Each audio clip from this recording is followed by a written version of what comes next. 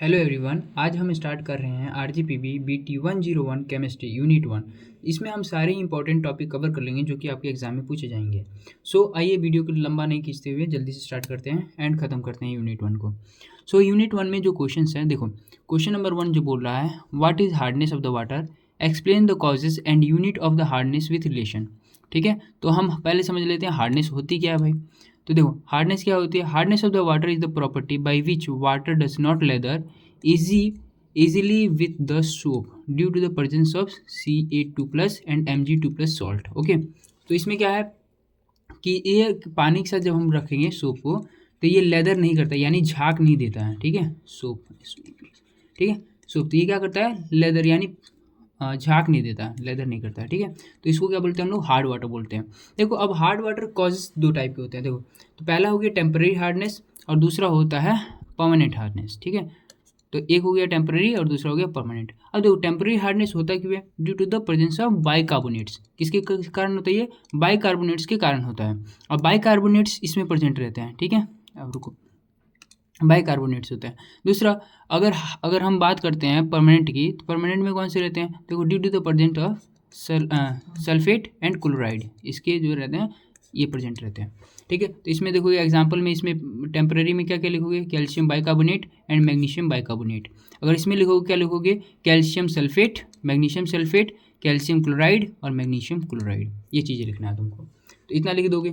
दूसरा अब आ जाओ यूनिट पे, यूनिट की बात जो इसमें की गई है। यूनिट देखो अब यूनिट में क्या क्या लिखोगे, तो यूनिट एंड मीनिंग इसका समझ लो, पीपीएम। ठीक है, पहला होता है पीपीएम, दूसरा क्या होता है इसका मतलब milligram of calcium per litre, इसमें कितना परसेंट है। ठीक है, mg per litre same as per ppm, मतलब ऊपर वाला जो लिखा है वही है। देखो डिग्री कलर को जो लिखा हुआ है इसमें 1 कलर इक्वल टू कितना होता है, 14.25 ppm के बराबर होता है। डिग्री फ्रेंच कितना होता है, 1 अगर फ्रेंच देखा जाएगा तो 10 ppm के बराबर होता है। वैसे ये डिग्री जर्मन देखेंगे तो इसमें कितना होता है, 17.86 ppm के बराबर होता है। ये आपको रिलेशन इसको याद करना है, आपको ये पूछा जाता है मेनली, ये इंपॉर्टेंट है। ठीक है, आपको ये चीज़ें याद होनी चाहिए। ठीक, तो इसको याद करना है, इसका कोई ट्रिक नहीं है, आपको डायरेक्टली वैल्यू से याद रखनी पड़ेगी। तो एक बार अगर लिख लोगे, एक बार ट्राई करना, एक बार लिख लो तो आपको याद रह जाएंगे। चलो क्वेश्चन नंबर 2 की तरफ मूव करते हैं हम। तो क्वेश्चन नंबर 2 देखो क्या बोला है, principle of the EDTM method and देखो determination of total hardness of the water. ठीक है, तो सबसे पहले हम समझते हैं ईडीटी होती क्या है भाई। पहले तो ईडीटी हमको पता होनी चाहिए, उसके बाद ना हम डिटर्मिनेशन करेंगे। पहली बात हमको डिटर्मिनेशन तो कर ही नहीं सकते जब तक हमको ईडीटी नहीं पता। तो आओ ईडीटी के बारे में समझो। सबसे पहले ईडीटी का फुल फॉर्म क्या होता है, इथाइलिन डाई अमीन टेट्रा एसिडिक एसिड। देखो ये करता है, फॉर्म करता है स्टेबल 1:1 कॉम्प्लेक्स विथ Ca2+ और Mg2+ ions at the PHP किसमें ना होना चाहिए, इसमें 10 होना चाहिए। पीएच वैल्यू कितना होना चाहिए, 10 होना चाहिए। ठीक है, तो इसमें क्या होता है, इसके जो कितने जो कैल्शियम के जो आयंस होने चाहिए एंड मैग्नीशियम के जो आयन होने चाहिए वो कितने रेशियो में होने चाहिए, 1:1 की रेशियो में होना चाहिए। समझे। तो अब देखो कैल्शियम के साथ हम जब ईडीटी को मिक्स करते हैं तो ये क्या बनता है, CaEDTA कॉम्प्लेक्स बनाता है। ठीक है, अब देखो ईडीटीए इंडिकेट्स कैसे किया जा सकता है, देखो या तो इसमें आ जाए कि ईबीटी हो जाए, या तो कलर चेंज हो जाए वाइन रेड से ब्लू में। ठीक है, तो ये दो प्रोसेस होती हैं इसकी क्या बोलते हैं, इंडिकेट करने की। ठीक है, अब देखो प्रोसीजर में क्या क्या आता है, देखो प्रोसीजर में देखोगे तो अब कैसे हम परफॉर्म करते हैं ईडीटी है। तो take measure of the water sample, measured water sample हम लेंगे, ऐड करते हैं हम लोग बफर को। ठीक है, बफर पीएच कितना होना चाहिए, 10। ऐड ईबीटी करते हैं, इंडिकेटर कितना होना चाहिए, ईडीटी इंडिकेटर है। ठीक है, इंडिकेटर ऐड कर दिया हमने। Titrate with the standard EDTA until it appears जो ब्लू, अगर जब तक ये ब्लू नहीं हो जाता तब तक हम क्या करते हैं, इसको ट्रीट करते रहते हैं स्टैंडर्ड ईडीटीए के साथ। ठीक है, अब देखो हम लोग टोटल हार्डनेस निकालते कैसे हैं ये भी ज़रूरी है। इसका फॉर्मूला क्या है, volume of the EDTA into strength into 1000 करना है and volume of the sample नीचे लिख देना है। समझिए, तो ये चीज़ें हमको इतनी करनी है जो कि ये पूछी जाएगी आपसे। ठीक है, देन अब अगर हम बात करते हैं नेक्स्ट क्वेश्चन की, और इसी के क्वेश्चन की बात करोगे तो देखो 2023 में 2022 में पूछा गया, 2020 में पूछा गया है, 2019 में पूछा है, तो ये बहुत इंपॉर्टेंट क्वेश्चन है। अगर आप इतने कर लेते हो तो आपको अच्छा खासा नंबर मिल जाएगा। अगर आप इसको बढ़ाना भी चाहते हो तो आप इसमें पहले लिख सकते थे हार्डनेस के बारे में लिख सकते थे। ठीक है, हार्डनेस के बारे में लिख देते, देन उसके बाद इसके टाइप लिख देना, बस।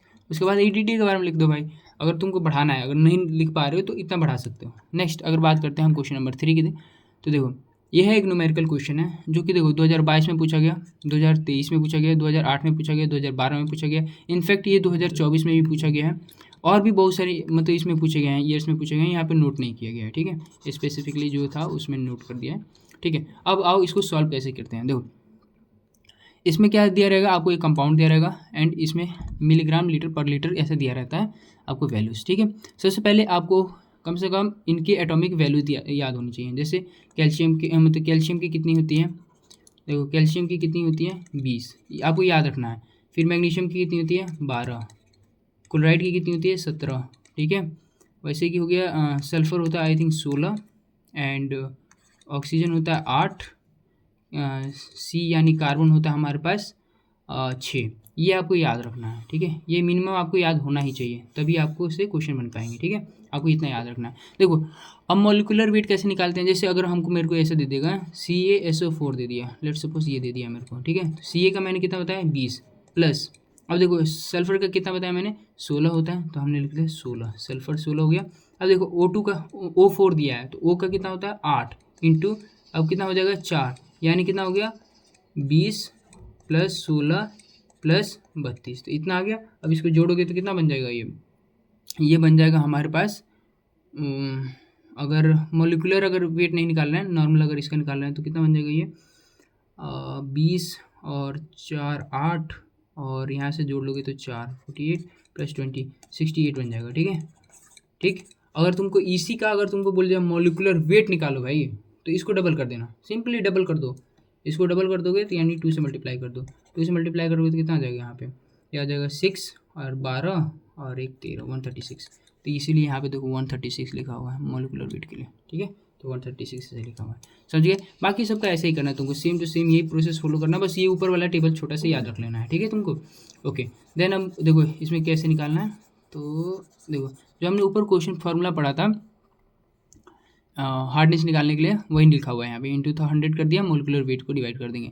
अब इस फॉर्मूला पे रखते जाओ और कन्वर्सन करते जाओ, और जैसे ही कन्वर्सन आ जाएंगे, जैसे इसमें आ गया 3 ppm, इसमें आ गया 4 ppm, इसमें 7 ppm, इसमें आ गया 7 ppm, इसमें 5 और इसमें 7 है। ठीक है, तो इसमें ऐड कर दोगे तो कितना आ गया 19 ppm, तो ये आ जाएगा हमारे पास आंसर। ठीक है, अब मूव करते हैं क्वेश्चन नंबर 4 की तरफ। ठीक है, अब देखो क्वेश्चन नंबर 4 दिया है, why hardness is expressed in the term of the CaCO3 equivalents. ठीक है, इसके बारे में ऐसा, अब समझो इसको CaCO3 कैलकुलेट करना था अपने को। ठीक है, देखो सबसे पहले इसका आ जाएगा 20 प्लस, इसमें कार्बन का कितना आ गया 6 प्लस, यहाँ पे कितना आ गया 8 इंटू 3, यानी कितना आ जाएगा ये 20 प्लस 6 प्लस 24, तो इसको कैलकुलेट करोगे तो आ जाएगा 50। तो इसका मोलिकुलर वेट 50 होता है, इसीलिए हम लोग क्या करते हैं, इक्विवेलेंट वेट अगर देखा जाए तो इसका 50 आएगा, इसीलिए एक रीज़न ये आ गया। तो ये लिखा हुआ है यहाँ पे, देखो रीज़न क्या लिखा है, calcium CaCO3 is equivalent weight of 50। ठीक है, इनसॉल्युबल होता है एंड स्टेबल होता है। ये simplify comparison of the different salts, इसका सिंप्लीफाइज होता है कंपेरिजन करना। ठीक है, इन्वर्सल है, इन्वर्सन रेफरेंस स्टैंडर्ड है। ठीक है, अब इसमें लिखने के लिए इतनी छोटी चीज़ें नहीं लिख सकते अपन, तो अपने को लिखना पड़ेगा थोड़ा सा बढ़ा के। यानी कैसे लिखोगे तुम, सबसे पहले लिखोगे तुम हार्डनेस होती क्या है, सबसे पहले लिखना हार्डनेस, व्हाट इज हार्डनेस का डेफिनेशन लिखोगे। देन उसके बाद लिखोगे तुम इसमें टाइप्स, ठीक है, टाइप लिख दोगे। देन उसके बाद तुम लिखोगे किसके बारे में, तुम लिखोगे कि इसका मोलिकुलर वेट निकाल के दिखाना, CaCO3 का मोलिकुलर वेट कितना आता है। जैसे यहाँ पे दिखा देना 20 प्लस, यहाँ पे दिखा दोगे 6 प्लस, यहाँ पे दिखा देना 8 इंटू 3, यानी अब देखोगे इसमें ऐसे पहले लिख देना Ca का इतना होता है इतना, तो ऐसे लिखने के बाद ऐसे लिख देना, तो यहाँ लास्ट में दिखाना 50 आता है, बस इसके बारे में और छोटा सा ये लिख देना, बस इतने में तुम्हारा काम बन जाएगा। ठीक है, एक क्वेश्चन याद हो गया, यानी आपको सारी चीज़ें आ जाएंगी। ओके, मूव करते हैं अब क्वेश्चन नंबर हम 5 की तरफ। ठीक है, अब क्वेश्चन नंबर 5 की तरफ आ जाओ। देखो अब इसमें क्वेश्चन में क्या बोला है, देखो क्वेश्चन नंबर 5 बोला है determination of alkalinity of the water sample. ठीक है, अल्कनिटी कैसे हम चेक कर सकते हैं, समझो पहले अल्कनिटी होती क्या है ये समझ में आनी चाहिए अपने को। देन उसके बाद हम बात करेंगे कि अल्कनिटी कौन कौन से टाइप होते हैं, क्या क्या होते हैं, इसके बारे में समझो। तो सबसे पहले यहाँ पे मान लो कि हमारे पास हार्ड वाटर है। ठीक है, ये मान लिया हमने हार्ड वाटर का एक बोतल है, इसमें हार्ड वाटर डाला। ठीक है, इसमें हार्ड वाटर आ गया, तो इसमें ये बोला अल्कनिटी क्या होती है, capacity of the water to neutralise the acid due to hydrochlor, इसमें देखो ये होना चाहिए कार्बोनेट होना चाहिए और बाइकार्बोनेट्स होने चाहिए। यानी capacity of water to neutralise the acid, उसको क्या बोलेंगे हम लोग, तो हम बोलेंगे उसको एल्किनिटी, ठीक है। तो इसमें एक सिंपल सा डेफिनेशन ये याद रखना है आपको कि एल्किनिटी होती क्या है। तो इसमें क्या करोगे, capacity of the water to neutralise the any acid due to the this, मतलब इसके कारण हम लोग कर सकते हैं न्यूट्रलाइज। तो इसमें होना चाहिए हाइड्रोक्साइड, कार्बोनेट और बाइकार्बोनेट। तो ये तीन चीज़ें हमारे पास आ जाएंगी। अब समझो, अब इसको इंडिकेट करने का तरीका। तो इसमें इंडिकेटर्स की तरह दो तरीका काम करता है। पहला हो गया देखो फिनोप्थिलीन, जिसका फॉर्मूला ये है, और इसमें मिथाइल ऑरेंज, ठीक है। टोटल अल्किनिटी को ये चेक करता है। नेक्स्ट, इसके टाइप कौन कौन से है। तो सबसे पहले आप क्या करना है, ऐसे मत लिखना टाइप को, आप लिख देना इस टाइप से, टाइप का बताना, देखो इस टाइप से ऐसे लिख देना। इसके पहले लिख देना टाइप OH माइनस, फिर लिख देना यहाँ पे एक और लिख देना CO3 2-, देन उसके बाद लिख देना ऐसे HCO3 यहाँ पे माइनस, और लास्ट लिख देना ऐसे यहाँ पे लोग कॉम्बिनेशन लिख देना, ठीक है। तो ये सारी चीज़ें आ जाएंगी ऐसे पहले। और लेकिन अगर इतने से नहीं बात बनना है तो आप सबसे पहले लिखना हार्डनेस क्या होती है भाई। सबसे पहले हार्डनेस लिख दो और सब में उसमें टाइप्स ऐड कर देना, बस एक आपके पास एडवांटेज रहेगा, ठीक है। चलो अब मूव करते हैं हम लोग क्वेश्चन नंबर 6 की तरफ, ठीक है। देखो इसमें पूछा गया है कि जियोलाइट क्या होती है, ठीक है। तो इसमें जियोलाइट में समझो क्या क्या चीज़ें आपको याद रखनी है इसमें, ठीक है। तो जियोलाइट में एक सेकंड रुक जाओ, जियोलाइट में आपको क्या क्या चीज़ें लिखनी है, ठीक है। देखो तो जियोलाइट पहले होता क्या है, पहले नीचे चलो आ जाओ नीचे, इसमें समझ लो जियोलाइट क्या है, ठीक है। देखो इसमें बनाया है, ठीक है। ये डायग्राम है, बहुत आसान डायग्राम है, आपको यही लिखना है उसमें, कुछ और मत बनाना भाई। ये आसान है, सबसे आसान डायग्राम यही है, ठीक है। आपको ये याद रखना, ठीक है। एक समझ लो प्रोसेस कैसे होता है, फिर उसके बाद अपने से लिख सकते हो आप, ठीक है। देखो सबसे पहले इसमें जियोलाइट के बारे में समझो, जियोलाइट होती क्या है, ठीक है। तो एक ये मेथड है जिसमें हम लोग क्या करते हैं, वाटर को सॉफ्ट करते हैं, यानी हार्ड वाटर को हम लोग किसमें बदलते हैं, सॉफ्ट वाटर में हम लोग ट्रीट करके बदलते हैं। यानी जैसे आपने देखा होगा दिल्ली की हालत आज के टाइम पे, तो उसमें हम लोग जियोलाइट प्रोसेस करते हैं, कुछ और प्रोसेस भी करते हैं, कुछ और भी प्रोसेस करते हैं, हम लोग 3-4 टाइप के प्रोसेस अपनाते हैं। लेकिन आपके जो मतलब सिलेबस में जो है ये जियोलाइट सबसे इंपॉर्टेंट टॉपिक है, तो हम लोग जियोलाइट के बारे में पढ़ लेते हैं। तो देखो इसमें क्या है कि सबसे पहले हार्ड वाटर आता है, ठीक है। हार्ड वाटर मान लो आपके पास है, तो एक नोजल की हेल्प से हम क्या करते हैं, इसको हार्ड वाटर को इसमें कर लाते हैं। तो यहाँ पे एक शावर लगा रहता है, ठीक है। इस टाइप का एक शावर भी बनाना है यहाँ पे, ठीक है, ऐसा, ठीक है। ये इससे कनेक्टेड रहता है, ठीक है। यहाँ से ये शावर गिरता है। जो ये वाला पार्ट होता है ना, जो ये ये वाला पार्ट, ठीक है, ये वाला पार्ट जो रहता है ये हमारा होता है जियोलाइट बेड। यही लिखा हुआ है यहाँ पे जिसके बारे में हम पढ़ रहे हैं, यानी ये होता है जियोलाइट बेड। अब ये जियोलाइट बेड करता क्या है, जैसे मान लो कि हार्ड वाटर आएगा तो हार्ड वाटर क्या आएगा, CaCl2 आएगा या MgSO4 आएगा, ठीक है। यही सारे आएंगे। अब मान लो ये जैसे ही आते हैं ना, तो क्या होता है यहाँ पे जैसे ही इस पे जियोलाइट बेड पे गिरते हैं तो इसके जो सोडियम आयंस रहते हैं Na+, ये क्या करता है, इसको एब्जॉर्ब कर लेता है मैग्नीशियम आयन को। यानी अब Mg तो यहीं पे रह गया, Mg हट गया, तो यानी हमारा जो वाटर रह गया वो क्या हो गया, सॉफ्ट हो गया ऑटोमेटिकली। तो हम क्या करते हैं, Mg और CO को रोकने की कोशिश करते हैं। तो हमारे पास कौन सा, ये रिप्लेस कर देता है। तो ये रिप्लेस कर देगा इन दोनों को, तो क्या कर देगा, ये सॉफ्ट हो जाएगा। लेकिन हो सकता है एक आयन तो दो को रोक लेगा, लेकिन उसके बाद से क्या हो जाएगा, हो सकता है ये पूरा जियोलाइट बेड इनएक्टिव हो जाए। तो इसके लिए हम लोग क्या करते हैं, कंसनट्रेटेड NaCl का हम लोग इसमें पाइपलाइन देते हैं ताकि ये पास होते रहे एंड ये जो जियोलाइट है ये हमारा एक्टिव रहे, जियोलाइट बेड रहे, जो क्या रहे, एक्टिव रहे, ये पूरा पूरा एरिया क्या रहे, एक्टिव रहे। तो ये एक्टिव रहना चाहिए, ठीक है। फिर उसके बाद इसमें जो बच जाता है NaCl बच जाता है। अगर मान लो कि इसमें ये जो बच रहा है तो NaCl बच जाता है, बाकी Na2SO4 इसके साथ चला जाता है। समझ में आया क्या इतना। अगर आ गया हो तो आपको यही सेम चीज़ ऊपर लिखनी है, ठीक है। देखो ऊपर में अब यही सेम चीज़ें लिखी हुई है। तो देखो यहाँ पे जब लिखना है तो सबसे पहले आप लिखोगे हार्डनेस क्या होती है, फिर उसके टाइप बता देना, फिर लिखना अब हम लोग कैसे ट्रीट करते हैं। देखो तो hard water is a pass through the sodium zeolite, अब यहाँ पे बेड भी था, zeolite bed which exchange Na+ ions with Ca2+ और Mg2+, ओके।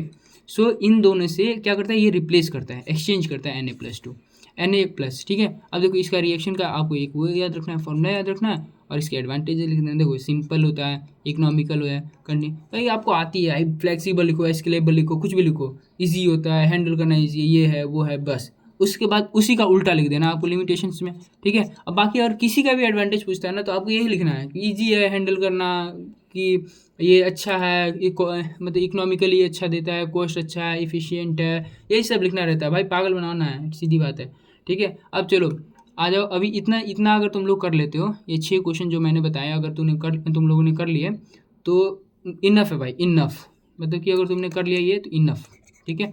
तो मैं इसका PDF भी दे दूंगा तुम्हारे को, इसका लिंक मिल जाएगा तुमको इसी चैनल के नीचे एंड डिस्क्रिप्शन में चेक करना तो मिल जाएगा। होप सो आपको ये वीडियो पसंद आई हो एंड यूनिट 2 का भी वीडियो आ जाएगा जल्दी ही। तो होप सो अच्छा लगेगा आपको। एंड कमेंट कर देना कि कैसा लगा वीडियो। ये पहली बार ही था, पहला यूनिटी पढ़ा रहा हूँ मैं, तो अच्छा लगा हो, उम्मीद तो यही है। तो सब्सक्राइब कर लेना, एंड मन करे तो करना भाई, ये ज़बरदस्ती नहीं है कि हाँ सब्सक्राइब करो करो करो, नहीं, आपको अच्छा लगता है सब्सक्राइब करो, नहीं अच्छा लगेगा मत करो, ठीक है। चलो तब तक के लिए पढ़ते रहो, बाय बाय, थैंक यू।